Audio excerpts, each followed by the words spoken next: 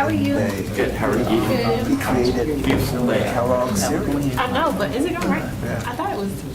We should have a sunroof on this conversation. Yeah, you're right. That could work. Yeah. All right. We are going to call our April, almost said March, but I'm looking at the March minutes. Our April Budget and Finance Committee meeting to order. Is there a motion to approve the meeting minutes from the March 25th meeting? Second. Motion from Mr. Hegarty. I'm sorry. Chair Hegarty is watching, so just make sure he was paying attention. Motion from Mr. Hershey, second from Ms. Mahaffey.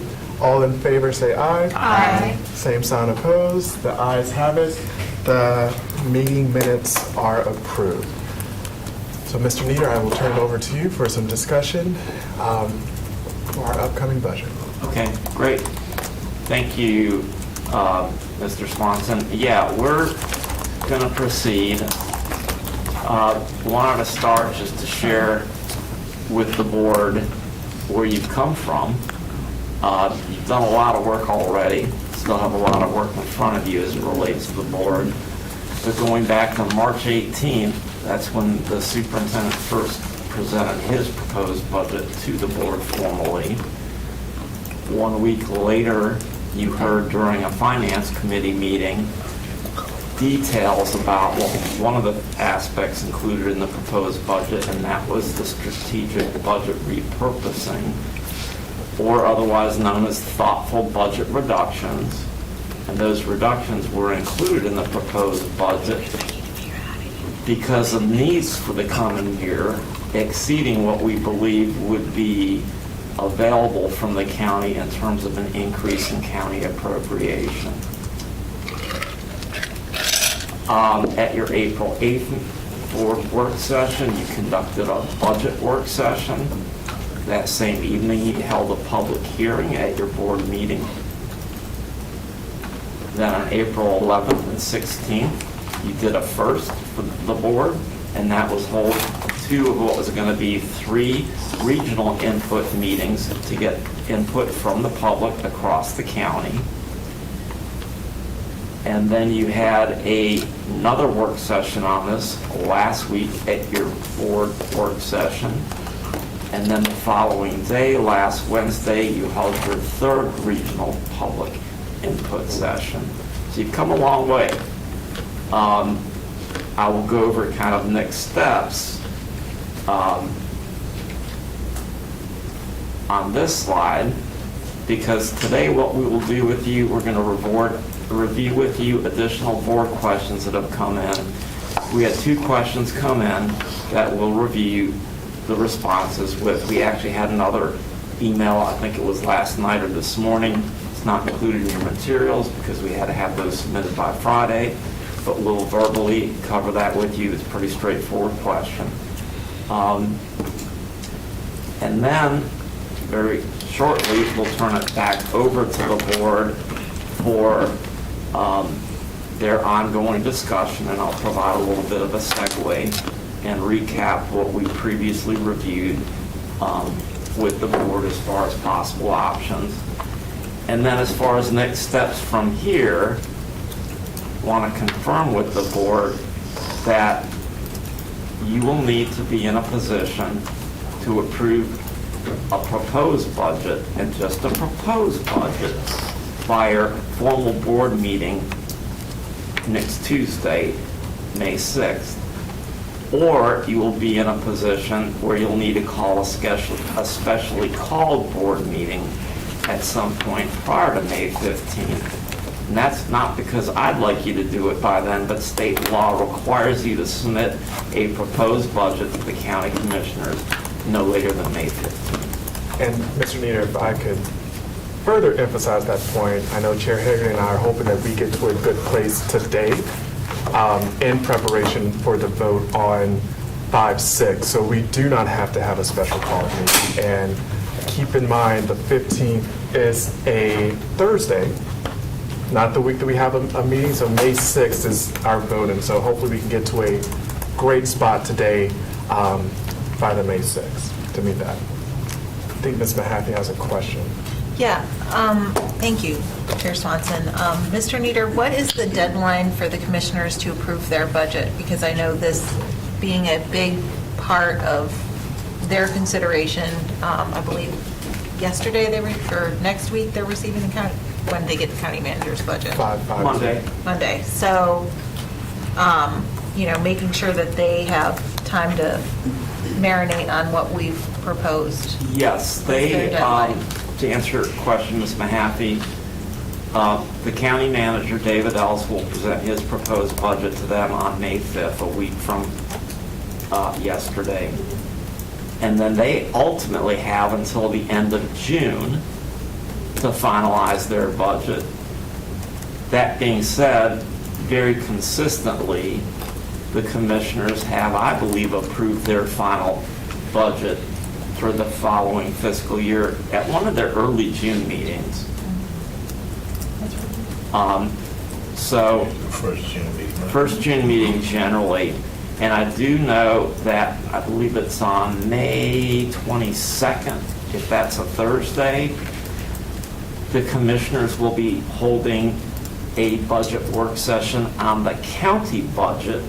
However, just as they have in recent past years, the commissioners, the county manager and the deputy manager, Emily Lucas, will allow the commissioners to ask questions about the Board of Education's budget. They'll funnel those questions back to us as staff, and then we both, perhaps board membership, board representation, and then the superintendent and staff leadership will be in attendance at that county commissioner work session, and we can then formally present responses to any commissioner questions at that meeting. And that will be, I think it's May 22nd. So, Chair Swanson, my point in asking that was, although we have a deadline of the 15th, we also know our partners in the county commission. We want to give them as much time as possible to consider our budget because it is a huge part of their budget. That's right. And our hope is today to get to a great place, a final vote, thumbs up, thumbs down, because we don't do a vote committee, up where we can go in preparation for the 5-6 work session and vote. It is on our agenda to vote on May 6th. So, Ms. Kinsey, I'll turn over to you, or Mr. Nieder, sorry. Yeah, so we're now at the point, I'm going to ask Ms. Kinsey to review the two questions that formally came in. We don't have them on a slide, however, they are in your materials in assembly online, and they're there for the public to view as well. Yeah, the first question was just how much are our student parking rates, and would a $5 increase generate, how much would it generate for the budget? So our current rate is $200 per year, so an increase of $5 would generate about $41,000. Would it be possible to list the positions that get supplements beyond saying certified staff? So we provided a link in the response for you to our salary schedules, for all of our certified salary schedules, so you can see the various positions that receive a salary supplement and what those are about position type. And then the third question that came in today was asking about the repurposing the school-based clerical positions, and does that impact middle and high schools? It does. The high schools lose the one secretary position, not lead secretary, but a secretary position. Middle and high schools might lose some clerical assistant months. We revise the tiers for our larger schools and when they earn additional clerical assistant months beyond the base formula. That's it for Q&A. Okay. And then before I turn it back to you, Chair Swanson, just a couple thoughts, and then I'll provide a high-level summary of one of the options we presented to the board at your last work session. Before I do, though, I want to remind the board that this process of the board arriving at a proposed budget to present to the commissioners, that's not the end of your work. In some ways, that's just the beginning of your work, or it's the end of the beginning of your work. Because whatever decisions you make about what is included in your proposed budget that you submit to the commissioners can and will change based upon the final county appropriation and also based upon whatever is in the state legislative budget, which at this point, we really don't have any idea what will be in. We include a forecast in the superintendent's proposed budget because we have to.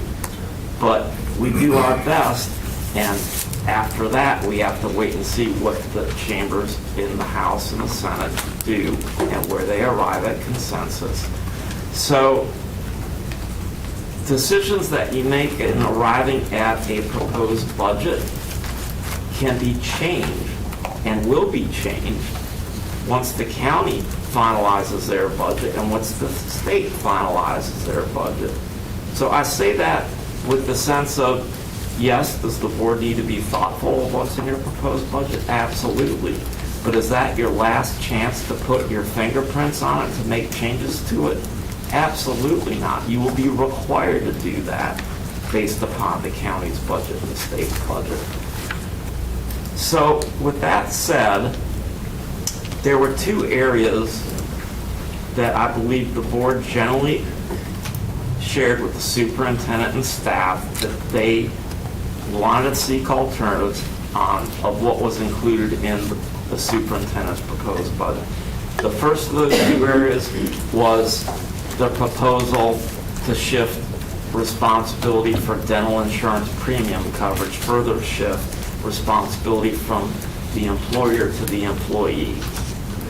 So we recognize that, and we shared with you over, I think, your last couple work sessions that to take that back out effectively and leave the employee premium at $6 a month where it has been for a number of years would require finding $2.5 million. And then the second area where there was general consensus on the part of the board was a $600,000 funding reduction to our maintenance operation. And to restore that reduction, or to not make that reduction, obviously would require finding savings of $600,000. So those two areas combined would require $3.1 million to effectively put back or not have impact. Then we also shared with you at your last two meetings different areas that could be adjusted to make up or allow you to effectively put the dental back where it was and not make the reduction in maintenance funding. Some of those areas you didn't like, we brought up, or were not supportive of, I should say. We brought up the potential for changes in coordinating teachers. We heard that was not supported. We shared some other things that also we did not hear support. But we did hear general support for adjusting HVAC set points by 1 degree. So in the summer, it'd be 1 degree warmer. In the winter, it'd be 1 degree cooler. And our estimated savings there annually be $500,000 per year. We also proposed and heard general consensus on using $1 million of community use revenues to backfill the operating budget to be used primarily for background checks for school-based volunteers and school-based utility costs. And we also shared with the board at your meeting last week at your work session that based on a review, a multi-year looking backwards review on their revenues, when I say they, the community use revenues and expenditures and carryovers, we believe that $1 million be available and not impact the capacity of the community use program to continue to function as it has, not in any way impact it. So there seemed to be general consensus on that. And then there was some level of consensus on adjusting one other line item that's in the proposed budget, and that's an increase to the supplement for certified staff. And what's included in the proposed budget was a 3% increase. And there was some board discussion about not reducing the supplement, but reducing the increase to the supplement. And so if that supplement increase were to not increase 3%, but only increase 2%, the amount of savings there would be just under $2 million, $1.9 million, and that $1.9 million and the $1 million of community use and the $500,000 of savings through adjusting the set points on the temperatures in the buildings would, within a couple $100,000, equal what it would cost to put dental back in and not make the reduction to the maintenance and operations. And from there are a lot of variations on a theme, but I'll finish up, Mr. Swanson, before I turn it back to you. All those variations and changes are still available to you, and you will have the opportunity to, because again, your proposed budget to the county is not your final budget for the year. It's just the beginning point. And the board, the superintendent and staff are going to be in a position, as we have to, once the state and county finalize their budgets, to make additional budget adjustment recommendations. And then the board will have the opportunity to discuss those and change those, and have the opportunity to make a myriad of changes similar to the ones you're discussing right now. So this is just the beginning point of your changes. And Mr. Nieder, did you want to talk about option B, or just did you want to? I was going to leave it with that, but if you prefer, I'd be glad to. So, or do you want me to present it, or, well, you can present it, and I'll chime in. So another option would be what I just described with one tweak, and that one tweak would be, in addition to everything I said, put the dental back in, don't make the reduction of maintenance, adjust the set points by 1 degree, use community use funds up to $1 million, and the change or tweak would be take the 3% supplement increase and reduce it to 1.5% increase instead of a 2% increase. And if that were done, the savings to cover putting dental back and not making the reduction in maintenance and operations would still be there, and there'd be an additional $1 million of savings that could be applied somewhere else. Again, I would just say with the caveat of, after the final county budget and the state budget, that $1 million might need to go somewhere else. Right. Right. And with that option B, which is reducing from 3% to 1.5, that $1 million hypothetically could be used to reinstate the $6 million to restart that was reduced in the superintendent's proposed budget. There's a place that we could put that if that's where the board decides to go. So we have option 1, which is moving the local supplement from 3% to 2%, and you break even.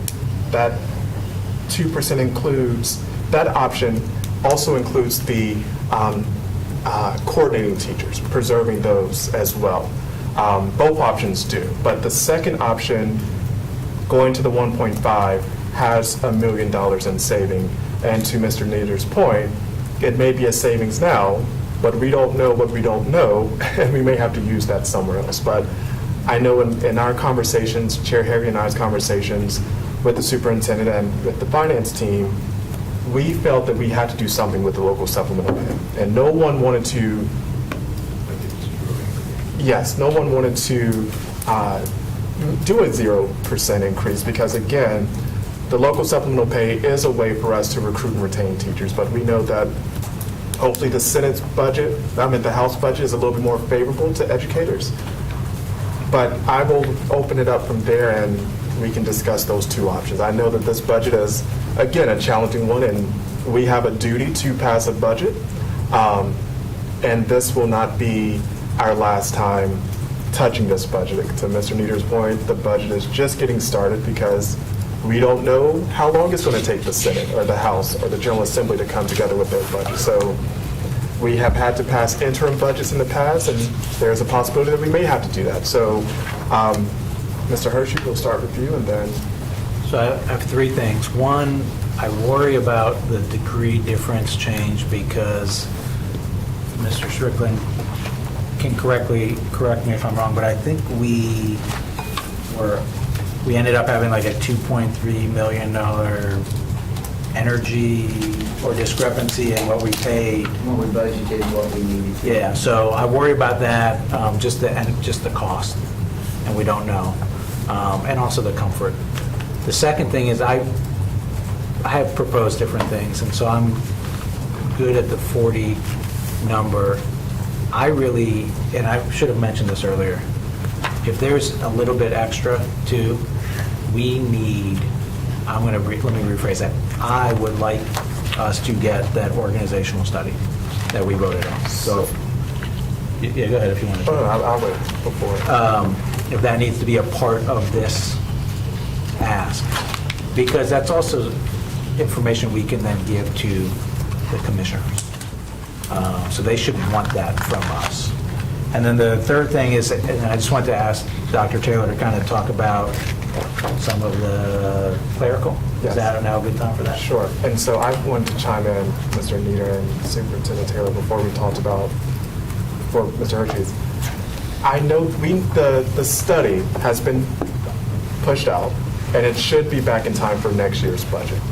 That's been discussed. I know that's a piece out there. And with the clerical secretaries of our schools, our principals do have the discretion to change those allotments to budget for those positions if they see fit.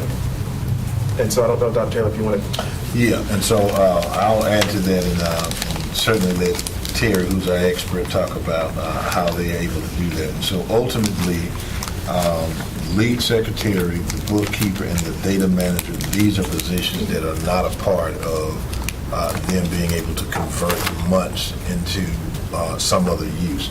But there are clerical conversion months that they have that they can convert it. So that's going to vary based on what school we're talking about and whatever their needs may be.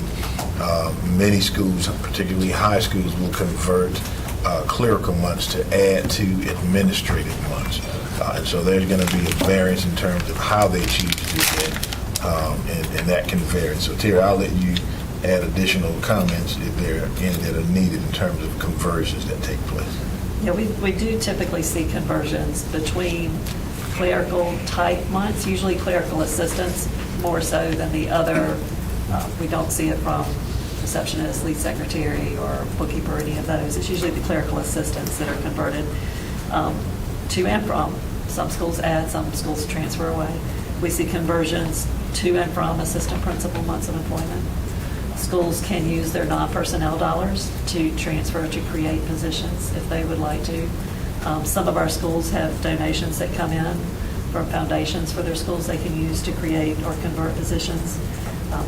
We do not allow conversions from teacher to something else, but sometimes schools convert teacher to a different kind of teacher. So whatever flexibility we can provide to our schools, we do. And then in addition to that, there are some conversions that will also require that area superintendents sign off on it before they are allowed to do it. So one of the things that principals have asked for in this upcoming year, if there was a reduction in the months, could they have additional flexibility? Now it's up to 10 months, and so we've looked at making it 20, but it would still require the approval of an area superintendent. So it's not just I would say an open door policy, if you will. Right, yeah, so we do allow at high schools, they could convert up to 20 months from at-risk teacher to something else. That's one difference where we do allow a conversion from teacher to other things. And of course, schools in our Restart program have greater flexibility. They don't have the limitations that some of the other schools do because the state allows them to have greater flexibility. And the final thing I'll add is that there will be, regardless of any budget change that we make, changes in the number of clerical months that they have based off the allotment for that upcoming year. So ultimately, if your enrollment goes down or goes up, you get more months or less months. But that happens every year, and principals have been making those adjustments as long as we've been giving them months out. That's correct, yeah. And I did want to clarify that none of these proposals, option A or option B, goes beyond the superintendent's number of 40 million. So I want to make sure that that was perfectly stated to the best ability. Do you have a follow-up to anything? Ms. No, Reed? I've got more, but I want to let everybody. Ms. Rice, sorry. Somebody else can guess besides me. Yeah. I just have, questions for clarity and just so, I guess for families to have a deeper knowledge based upon what we heard a lot at our regional input sessions. So, Ms. Kimsey, to confirm, principals control their funding that they get at their schools, right? Yes. To determine their teachers, the type teacher or administrative staff at the school. Is that with their APs, assistant principals? Is that correct? The schools receive resources in many different categories based on formulas that are defined within Wake County school system. Some of those categories have flexibility, and the principals do have the discretion to convert from one position type to another. Okay. So in those areas, they do. They don't just get a total number of months and have Right. total discretion. They have some discretion within it. But the resources do roll out on a formula basis that's transparent, and the schools can see what each other earn and what the Okay. formulas are. Gotcha. So I think if parents or a community can hear, it would be principals control their counselors, administrators, teachers, based upon an allotment, a formula that they are given, and they can measure what's best at their school. Is that correct? And it's, Okay. and their area superintendents are also involved. So Okay. anytime the principal chooses to do something different than what's been allocated, Okay. there is a process for requesting a change, and that is vetted through more than just the principal. Okay. And I think that's a great question for people to understand, that if we think about administrative months, and I think at the top of the scale this year, it'd be 58 assistant principal months. And if you look at 10 months, that's 5.8 10-month APs. Or you could make more of them 12 months and obviously have fewer. Or you can convert clerical months because you feel you want an additional AP. We also want parents and community members to understand that as a principal, I may have a teacher allotment at my high school. And so with that, I can make the decision that I'm going to have 7 blocks of seven social studies teachers, or I may decide to have 6, increase the class size and put more towards a remediation position, or maybe add another science position. So they have the flexibility with all of that to determine what they may want. I know I got a response about a cultural arts position that a school was reducing one, but that was because the enrollment went down, a new school was opening up, they were losing schools. So it's not that the principal got rid of that program, but sometimes they have to make a decision to go from 3 teachers to 2 teachers. But all of that is, again, dictated by the formula and how they may, within the flexibility, choose to do what's best in their school. So great question that you asked. I appreciate that. Okay, I just want to make sure that community understands that. I hear, we're at the 40 million of where we are, but I think from my understanding that I hear community say a lot or questioning, we're taking away something, understanding we're giving them the allotted amount of money in which they have, but it's up to them to convert and do what works best for their school. Yeah, within those lanes that they can operate, absolutely. Okay, thank you. That was it for me. Thank you. Ms. Mahaffey? Of the 2 options, I think I'm with Mr. Hershey where I am leaning towards option B just because it does provide more flexibility given the nature of our HVAC systems. I'll be honest, 9 years of this is probably the most difficult budget where we're not able to add things back. My first budget was a little trying, but that was for different reasons, and it wasn't, from this, but it's not easy. And I appreciate Mr. Nieder stating the cyclical nature of this budget, because this decision that we have before us in the beginning of May is not final, and we will be coming back to it again and again. And, we also remember the one year that the state didn't pass a budget. So this is not easy. It's never easy. Those of you that have done 1 or 2 budgets in the past will know that it's not ever going to be easy, because these are our staff members. These are the folks that take care of our kids. And that's why, for me, even though I don't like seeing that reduction in the supplement, thank you. I prefer to have that additional flexibility, just given what we're seeing at the other levels of government. Thank you. Ms. Emmons? So, our budgets could be a whole lot easier if the state would do what they are constitutionally obligated to do, which you brought up a lot in the work session last week. I did watch that, and I saw y'all's discussion. And so I want to thank you for making that point. I'll go with the majority on whichever A or B we choose, because I feel like we've not approached this in a way that communicates to the public that we don't want to make any cuts, and any and all cuts are going to hurt. And that includes to central services. I was really disturbed by some of the comments I heard about central services at the work session last week.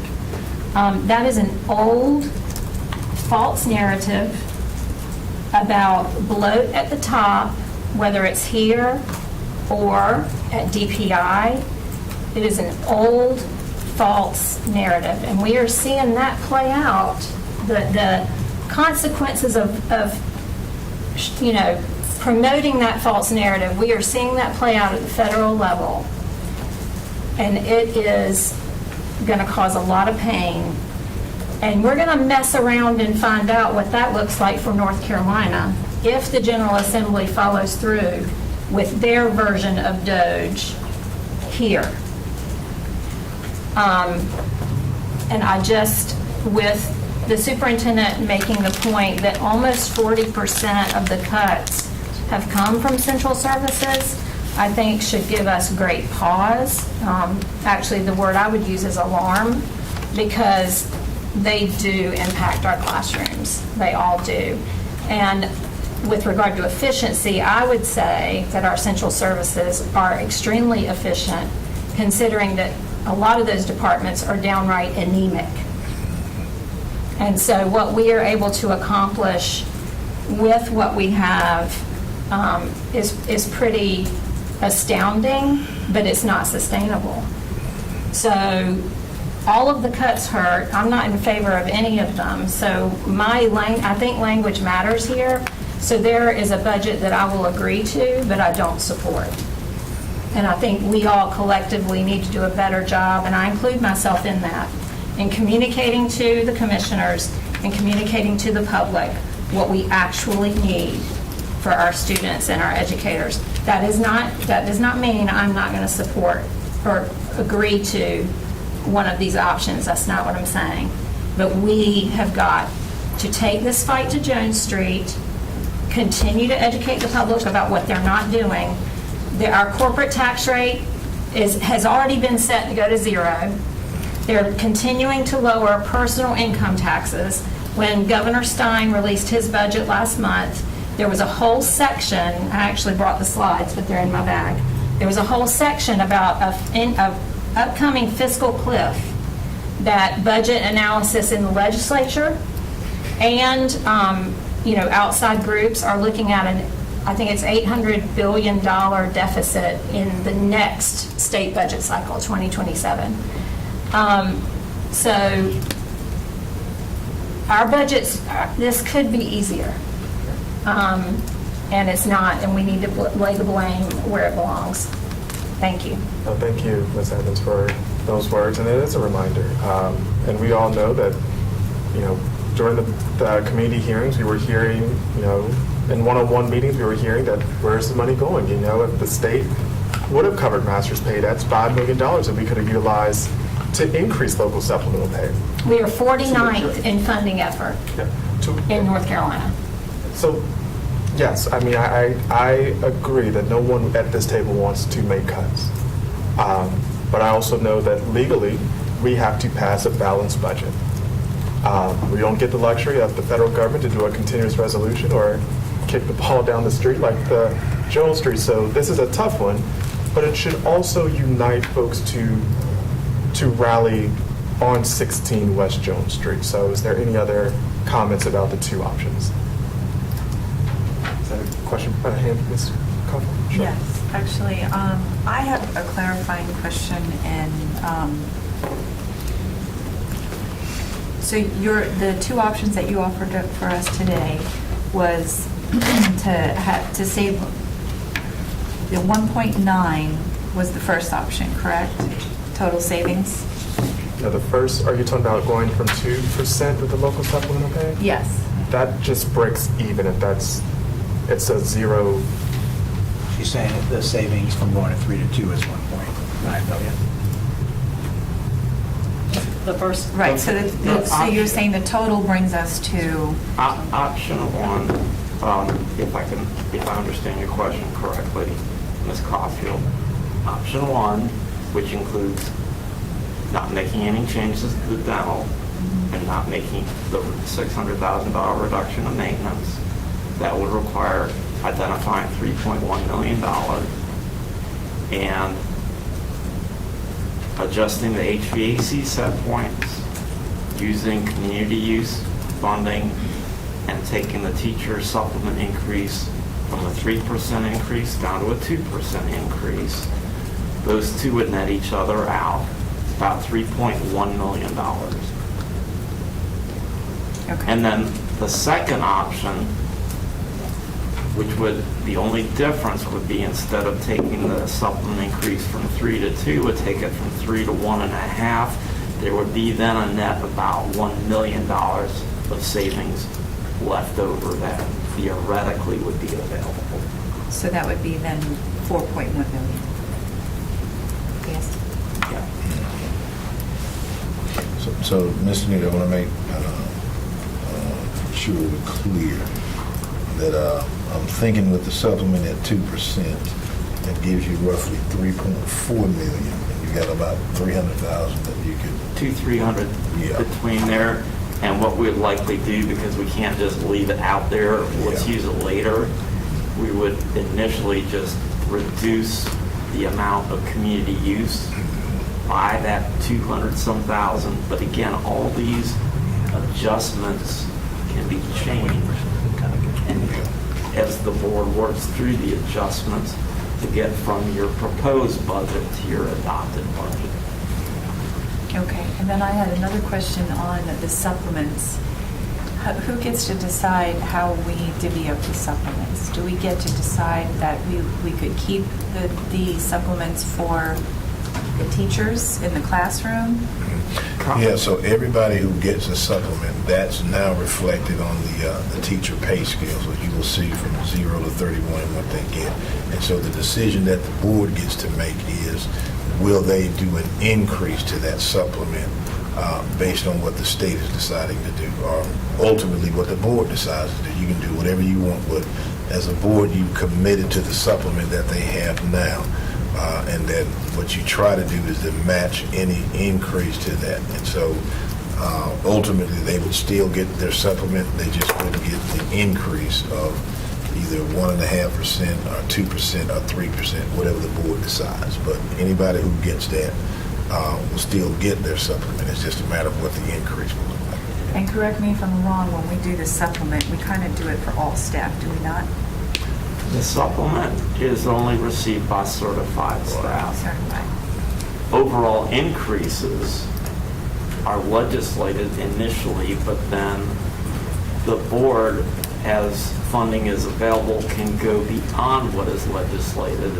And that's what the board has been fortunate to have been able to done over the last several years, is to request and receive local funding so they can increase, for example, classified staff hourly rates beyond what the state has legislated. And that's, and I was, Ms. Kimsey and I were at Dr. Ng's BAC meeting last night and was able to share the story of how just 5-6 years ago, our lowest hourly rate employees were making $11.80 an hour, and now 5-6 long, short years later, because of the increase in the generosity of the county commissioners to provide funding beyond state legislation, that is now not $11.80, it's $17, I believe $75 an hour.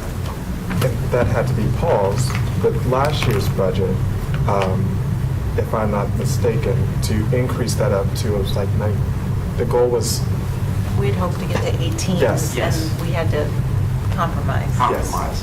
yeah. Okay, so And I have. Just if I could, Yeah. one more question.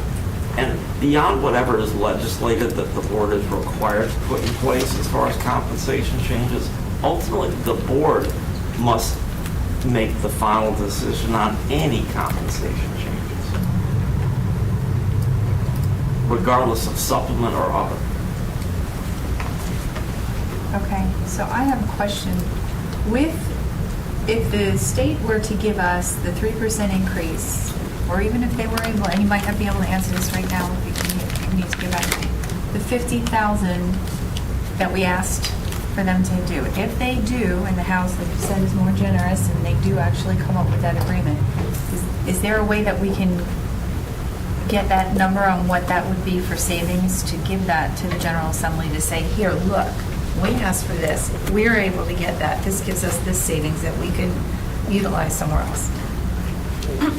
It's a good question. I believe I understand it. It's going to be a little more complicated, though, because in order to create savings, well, here, let me just play it out.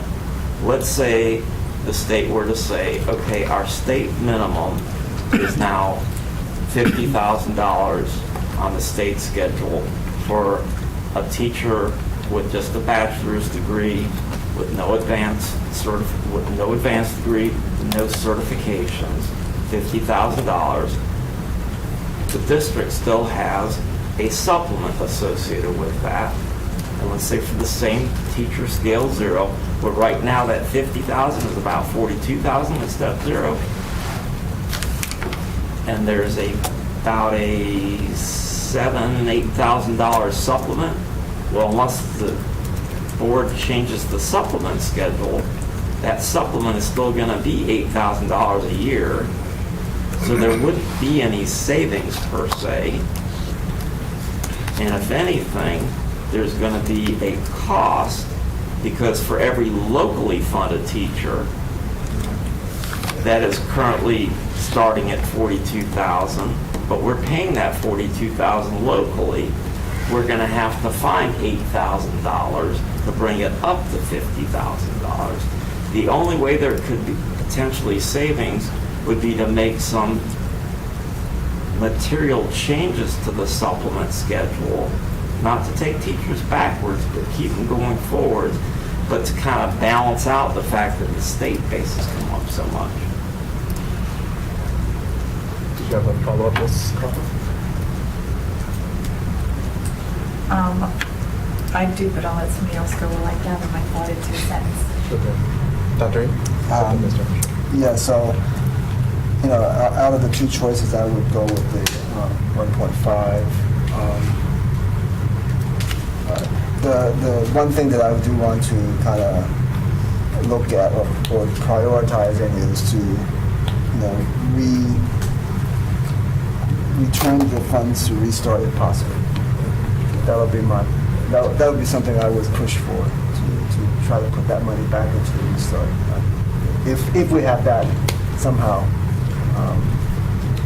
that's my contribution, I guess. So it would give us $1 million potential of a net saving that could go to restart if that's the will. I had echoed those same concerns when we met and talked about this last week, that we could put that back to restart, because we know that's where the most needs are. Mr. Hershey? A couple of things. Well, first, I would, between these two, I would support B. I think committing at least to trying to put $500,000 back into restart. But really, I would want to see it advocate for any of that money to make sure we have as much staff in schools as possible. I think that's part of what the restart funding is and helps generate.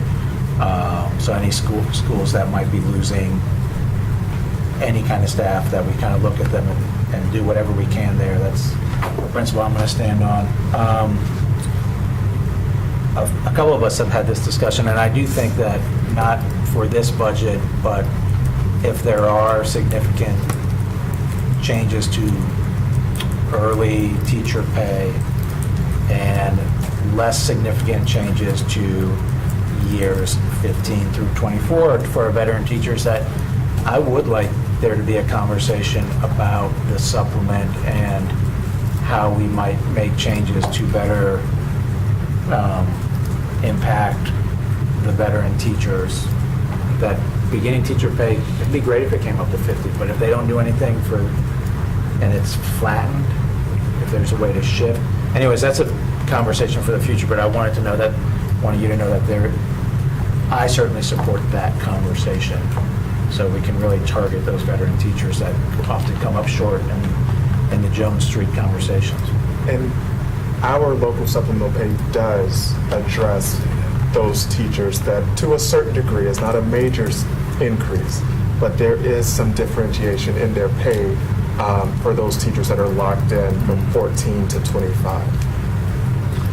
Yeah, that, just so people will know that differentiation in the district, with the supplement, if you're at the bottom of the scale, our beginning teacher, that's about $705 a month. The top of the scale is $1,384 a month. So that is a way to compensate experienced teachers. Mr. Haffey, I saw your hand. No, I just, I can't remember who was talking, but I remember I saw an NMO article today that North Carolina has dropped from 39th in teacher pay to 43rd in the nation. So I'm hopeful that the House and the Senate are able to come to that greater compromise, because this is for all the issues that we have in Wake County, we know that the more rural counties in our state are really struggling, and our biggest thing is we have a high cost of living now in Raleigh and a lot of growth. And I was just talking to a principal today that a lot of his teachers are coming from out of county because they can't afford to live in the community that they work in. Ms. Gordon? I am more inclined to support the option B. However, I do want to be very clear in where I stand on making cuts, as I have been very, very open at this table in saying I do not support cuts at the building level. We've heard from parents, we've heard from students, we've heard from staff that is not what they want. And I understand as a board we have an obligation and a duty and a responsibility to make sure that we do pass a budget. So I will be supportive in that, but I also want to be transparent in saying that like Mr. Hershey has said, I fully support there being more people in the building who serve our children each and every single day. Whether it's a digital learning coordinator, whether it's a counselor, whether it's a building sub, whether it's clerical staff, whether it's a bus assistant. That's it.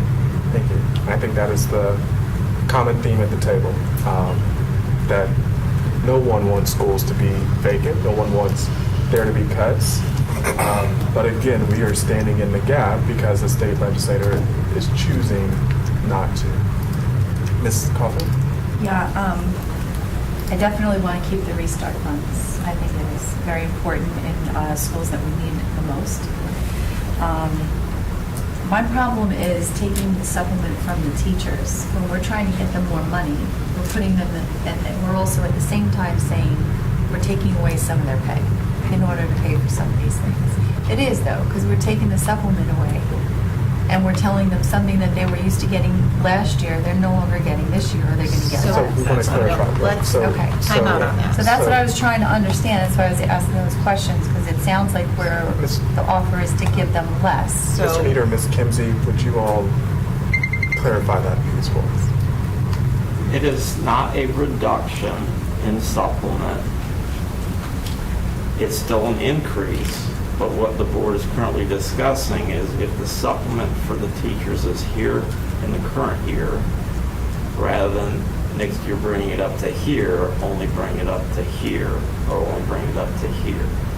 It's not a reduction. So, whereas the dental piece, Right. right? So that's money that we're paying and asking, the proposal is to shift that $28 onto teachers. That's a reduction in their pay because now they're responsible for that $28. With the supplement, as Mr. Nieder said, it's money that we're proposing to increase, so they don't have it yet, and it's, again, Right. making that increase smaller. And I share your concern with that because of all the reasons we stated.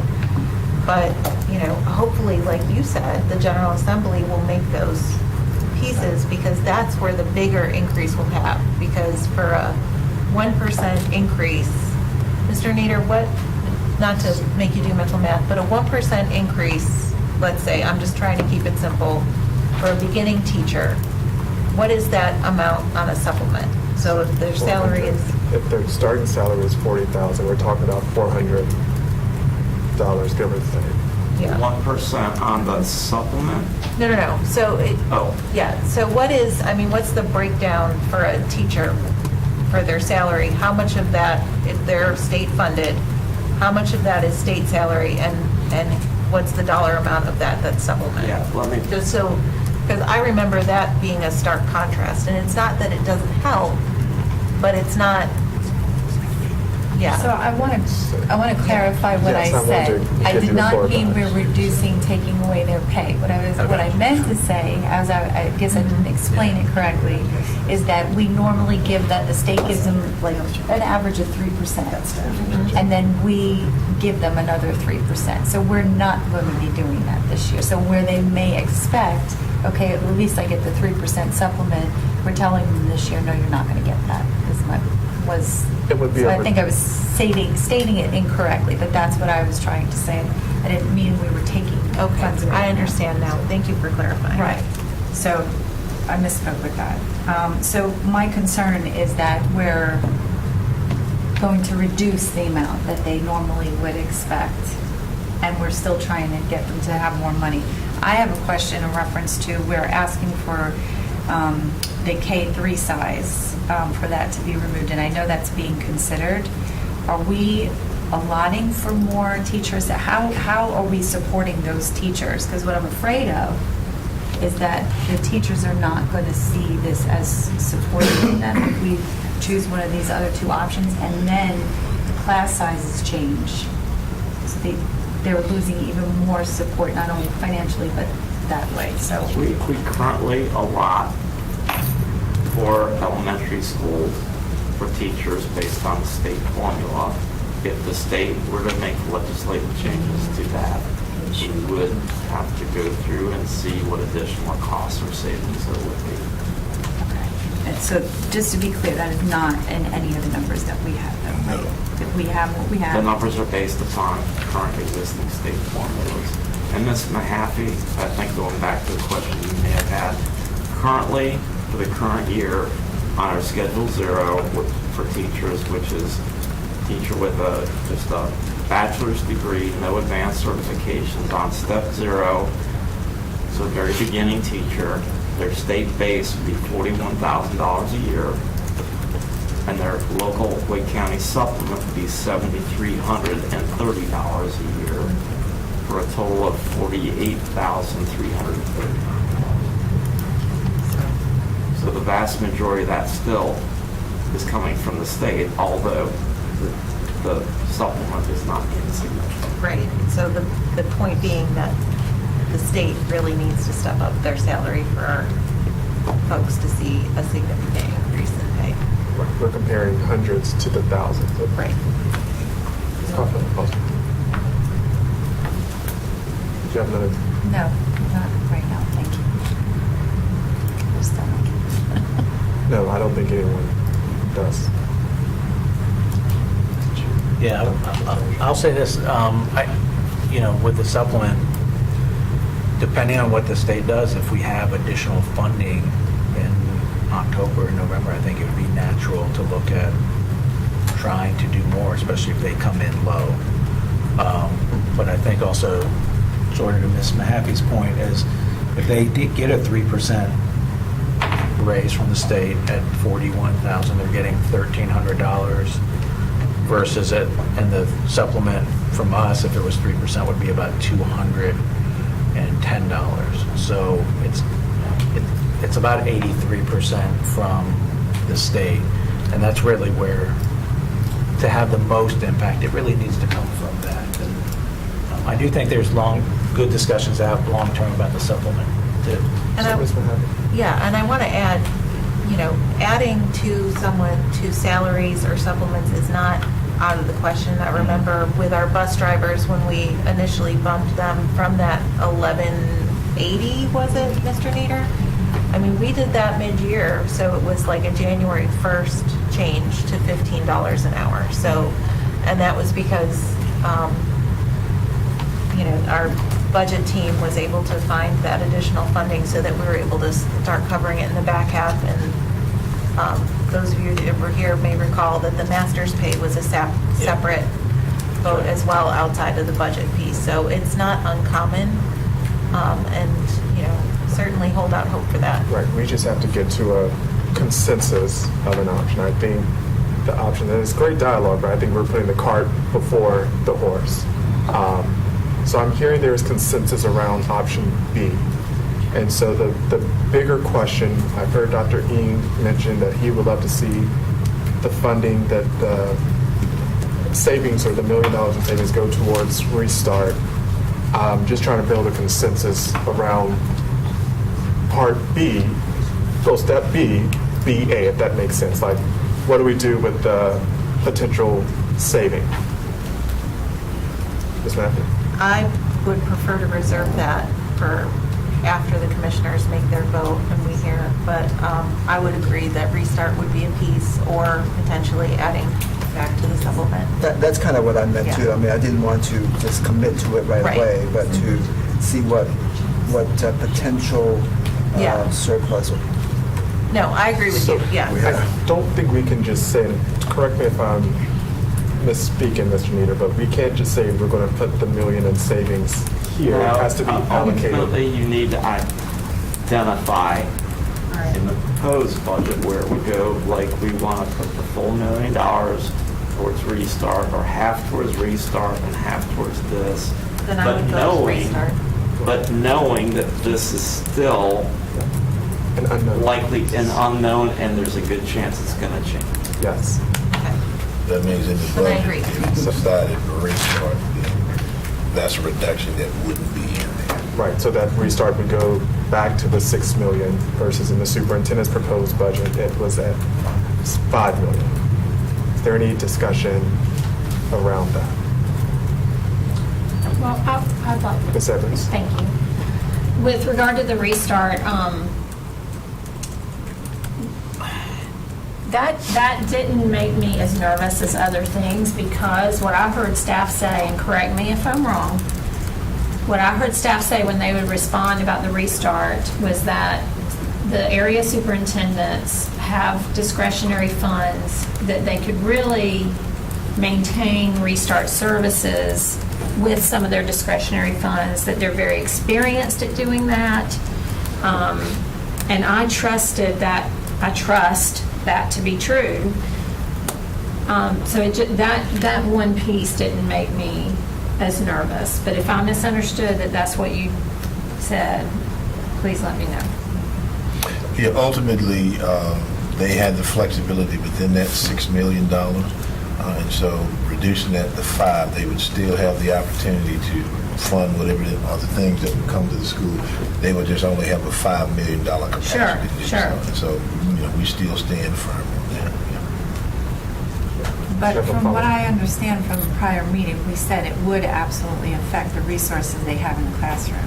I mean, for me, in District 1, we have quite a few restarts. So if we have one area superintendent, they got to juggle between all of those restarts. That could be a problem in the classroom. This year, the area superintendents had $6 million to be able to respond to what the principals in those schools feel like they need to make a difference for kids this year. So Of that to me, that's $6 a million, big- about $5 million was put directly into people working in the schools' positions.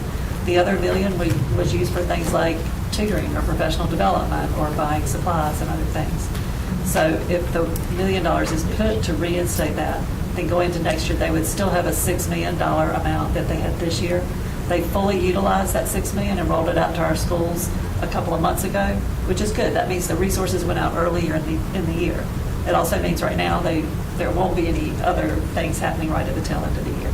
But this would give them the same amount to work with next year, and they would be thankful for that. So the final thing I would add to that, and I think I know what you're asking, that if we know this year 5 million are people and 1 million is things, then the idea would be to keep the concentration on people. And so ultimately, you'd be saying there's $1 million that you wouldn't have to do that, but that's not necessarily the case because the area superintendents may agree we still need this particular tutoring support, remediation support. And so we will still want to support that, but we may not spend as much on other things that are not people. So they would still have that same flexibility within the $5 million, but with the full $6 million restored, the upcoming year, it may be a situation where they put $4 million towards personnel and $2 million towards remediation and tutoring and things. That's just what will change from one year to the next. But the idea that they have $6 million worth of flexibility to work with as opposed to 5, I think that would certainly make them feel good. Make me feel good. Yes. I saw Ms. Rice, Dr. Ing, and then Mr. Hershey. Ms. Rice. Thank you, Chair Swanson. I think I hear around the table. I want to make sure that I'm clear on what I'm hearing my colleagues are saying is that we are in support of the $6 million going to Restart Schools, which directly affect the classroom, which directly affects the students who are not performing at their best and needing the support to help teachers get them to where they are. Is that where we're at? I just need to make sure that's where we're at. Okay. Because I just need to clarify that. So we That did- Restart Schools, again, are not touched. Well, they were never not touched, Right. if that makes sense. It's just this potential proposal restores the $6 million versus the $5 million that was in the proposed budget of the superintendent. Right, thank you for the language. Thank you for clarification. Appreciate it. Dr. Ing? What you guys just mentioned confirmed what I heard from one of my area superintendents, which was that if we had cut beyond 5 million, it would have impacted staffing. And so one of the reasons why I wanted to reinstate that additional $1 million back was so we can have a cushion for whatever, to make sure that we are continue to able to staff those help in the restart. If it is $5 million that we need for staffing the restart, then we need to have a little cushion. So having that $1 million or whatever we come up with eventually, if we have some kind of a cushion there, then we can safely say that we are still able to keep the staff in the school to help our kids that need it the most. So, Thank you, Dr. I Mr. would, Hershey. the one thing I would change is, this million includes the temperature change. I would actually get rid of that. I think that really could have an impact on students and teachers teaching in the building, and and that's $500,000, so I would do $500,000 back and put the restart at 5.5, but I'm hesitant to count on that as A, savings, and B, the comfort of our students and in our buildings, and that's just where I'm at. And I'm skeptical that it's going to be $500,000 in savings. So, just for clarity's sake, if we go to 1.5, then I think if you were to restore the temperature piece, then that would leave about 900,000 for restart. 500. Okay, because It would be $1 million. okay, it would take it up to $1 million. It would take it up to $1 million. Pick up an additional And if you take 700. 500 out of that million, cut it in half. That's still 700. Yeah. Take some. Okay. So if you did that, then that would probably take it to around 7. Whatever the board wants, but that's where I would go with it. And I think to address Mr. Hershey's concern, which I share the same concern, but I do think it would be a case-by-case decision. I don't think increasing temperature for a school that has towers would be, necessary. But I do think it's a lot of hypotheticals that we're discussing here. But I do hear your concern. Ms. Rice. I just want to share with the board, while I do, I'm all for well-being, I'm all for making sure we have, the right environments for learning to take place. I always have to go back to, though, why we're in the system, and that's to educate students. I always have to constantly remind us while we're looking at other options, but to keep it before us, some things can't necessarily be shifted or touched, and that's the education of our students. To me, any idea of even thinking about adjusting restart funding is touching students. At this board table, the students most impacted, and I'd be remiss if I did not say anything every time I hear it. The students mostly impacted at this board table with Restart is Ms. Colfield's district and mine because of historical events. So for me, and I'm sure constituents and things that I've heard from, any thought process around that is almost an insult to education. It's an insult to families and students who are trying their best with the resources they have been giving from the start of their socialization to do, and to take away from that or the thought of it or shifting it that's directly impacting their classroom learning gives me pause to ask my colleagues to reconsider that thought process altogether. That's a light bill, that's a lease and a mortgage that can't be touched. It's that connotation that I have to stand on it, I have to stand firm on it, because data proves it, research proves it, and that we just can't. We have to, because if that district, Ms. Colfield district and my district, increases their achievement, it literally increases all of Wake. So the more we do with those particular districts to support in well-being and in academics, we will see a great increase with our district overall. And so I have to stand on that every time I hear it. Please know I'm going to rebut and say something, because it's that important to understand. And I think that my colleagues have a place of compassion within their own selves to understand if they represented those districts as well, they would understand why I keep reiterating this.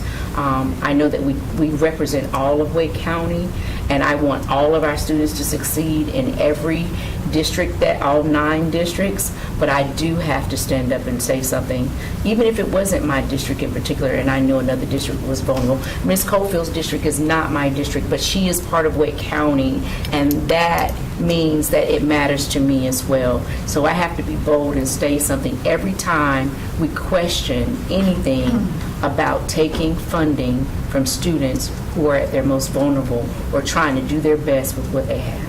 Thank you so much. Ms. Cleffield? I have a question. I was going to say ditto because you already know how I feel about that. But my question is about the 500,000. And I don't, Ms. Mahaffey, I think you had mentioned before that this was actually done in the past. So I don't know if either Mr. Strickland or Mr. Nieder, if you're able to give some information on what that saved for us last time. Because wouldn't that be data that we can use to know that it's not hypothetical? So I mean, it's 500,000, but it's $500,000 that we're trying to conserve. I wasn't here, but I remember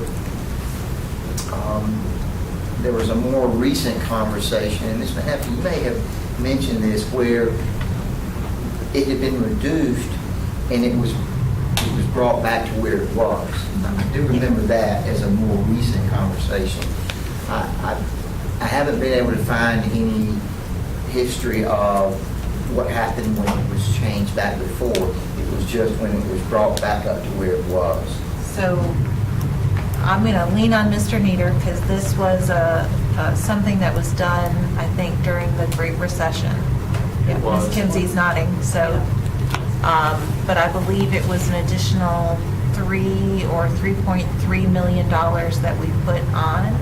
But we've also added schools since then. Yeah, and we can research it. I'm not going to begin to take anything off the top of my head. But 2 variables will make, not important to see what it was, but make the numbers not comparable just by themselves. One, as Ms. Mahaffey said, you can't look at a utility bill today compared to X years ago. Number one, utility rates have gone up, and number 2, as Ms. Mahaffey pointed out, we've got more properties now that we are supporting. And it's getting hotter. Dr. Eam and then Ms. Sure. Gordon?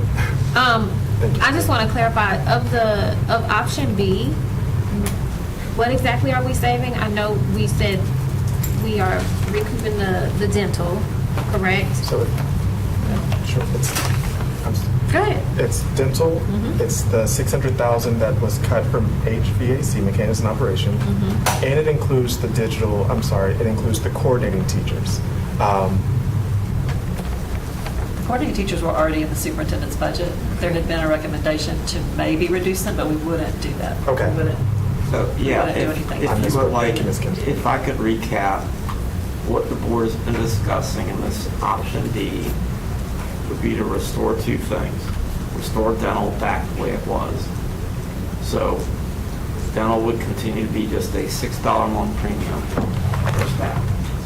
Also not make the reduction of $600,000 to maintenance funding. That requires $3.1 million.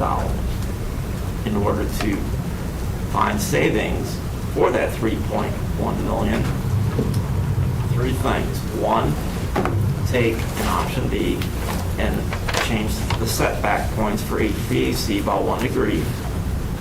That creates $500,000 estimated.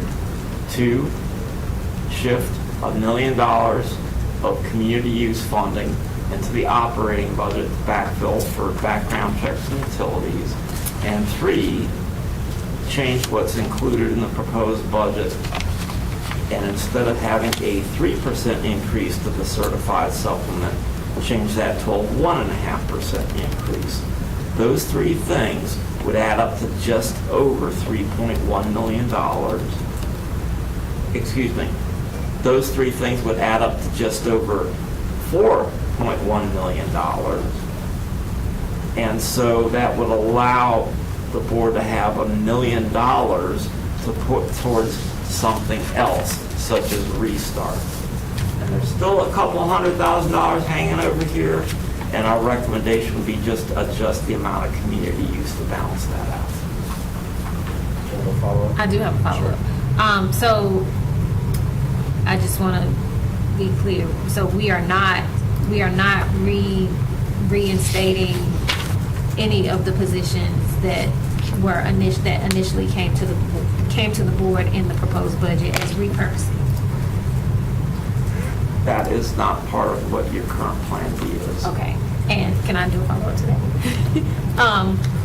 But we are saying, or there's a caveat that principals have at their discretion with the budgets that they are given to possibly reinstate some of these positions?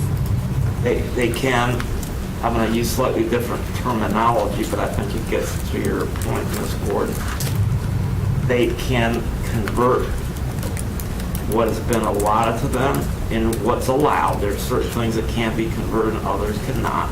They can convert resources where allowed to effectively use a resource or months of employment that are allotted here to create or backfill what they maybe would have lost through a formula change.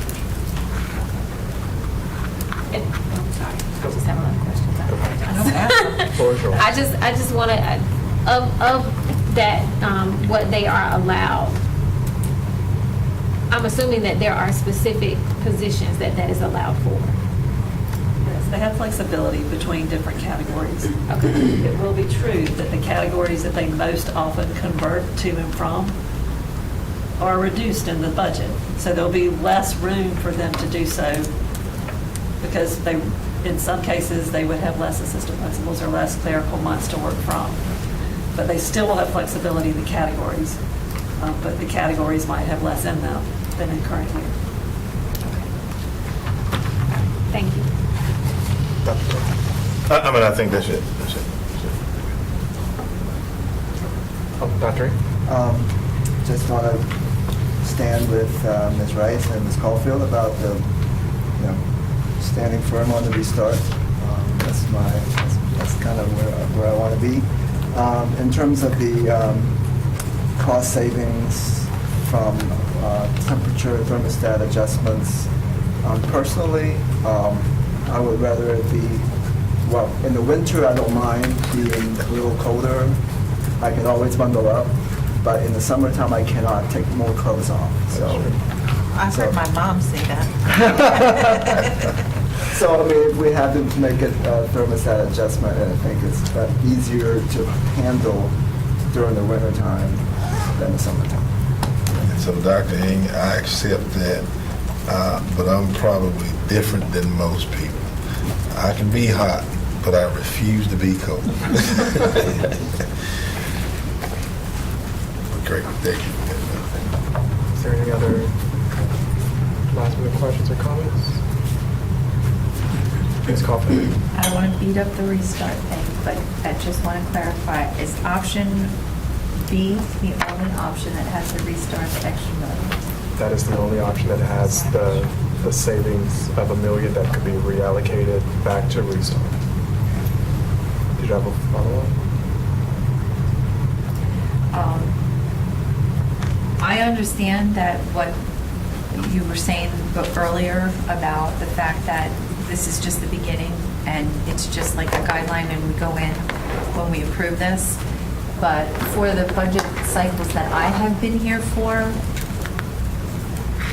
I don't feel that it's really kind of changed. Like whatever we guided, it took a lot of pain and struggle to kind of get to the budget of where we were.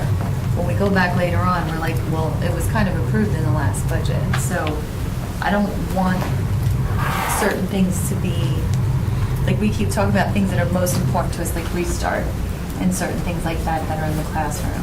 So I just want that to be the focus when we do have to come back, that we're going to keep it on the classroom.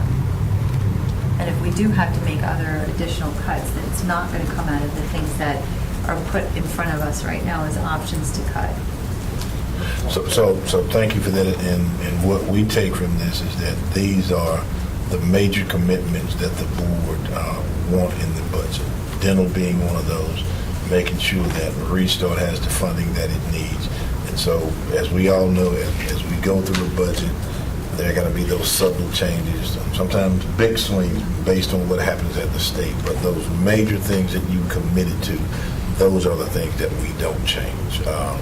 No other personnel reductions, no reductions in Restart, no reductions in dental.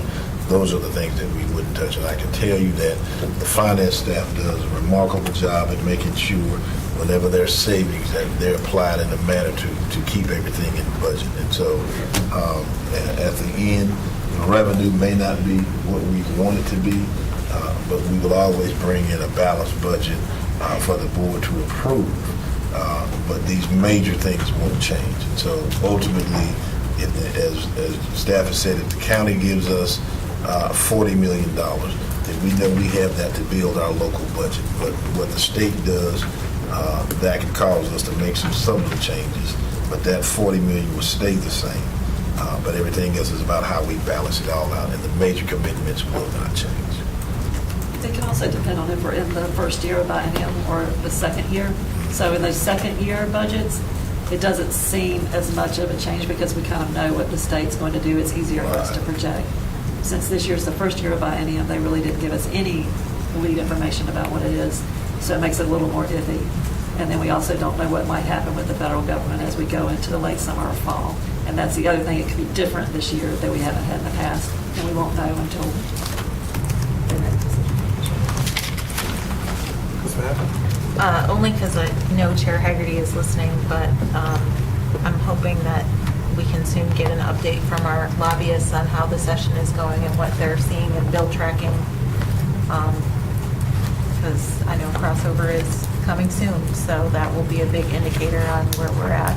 So I can encourage Chair Haggerty and with Dr. Taylor to have an update with the lobbyists, because he is, you're right, he is. He's shooting messages, so he is paying attention. So yes. So I just want to say as we wrap up, I do want to thank each of you all for your dedication to this. I mean, this has been a tough budget. And I know that we had a wish list of things that we wanted to do and we couldn't. And so I hope that the House budget, I know Ms. Coughlin and I were talking about that yesterday, the House budget being a little more favorable and seeing some of those pieces being moved. And so, Mr. Nieder, our next step is to present this for the final vote on 5/6, which is our first board meeting of the month, and starting the process to the commissioners. Okay, just a clarifying question, Mr. Swanson, would you like to have another budget work session next Tuesday, or just go straight to the board meeting for presentation? I think we're okay, but I will defer with Chair Haggerty to see. Okay. I think we're in a better place. Well, we're in the final place, so I think. And if I could just clarify then that the board appears to be at the point for now for the proposed budget, knowing that it will change after, that would this option B, which would create $1 million of savings beyond what is needed to restore the dental and not make the reduction to the $600,000 reduction, and that $1 million would be allotted to the Restart program, which effectively would restore the reduction to that, and that is what the board is currently supportive of. Okay. Thumbs up? Yep. Thank you for clarifying. Thank you. And thank you all, and we will adjourn our finance meeting. Thank you. No, I already texted Glenn. I was